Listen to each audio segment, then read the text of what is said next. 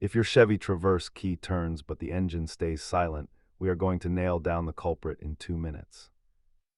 Statistically, 7 out of 10 no-start issues on these SUVs track back to a simple battery or connection problem. Let us systematically isolate where your power is being lost. Start by confirming your battery terminals are clean and tight, then check for any error codes on your scanner. Your most likely failures are a drained battery, a stuck starter solenoid, or a worn ignition switch inside the column.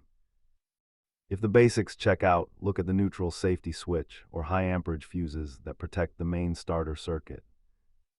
You can handle the cleaning and voltage testing yourself, but complex security module issues usually require a professional shop visit. Most repairs fall under $500, with battery replacements being the most affordable and common resolution. Use a multimeter to check for voltage at the starter, or try swapping your starter relay to rule out a simple failure. Keep a basic digital multimeter and a wire brush in your kit.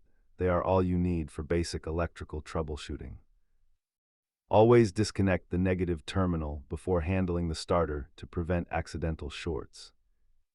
If these steps did not get you back on the road, check your local mechanic for specialized diagnostic tools.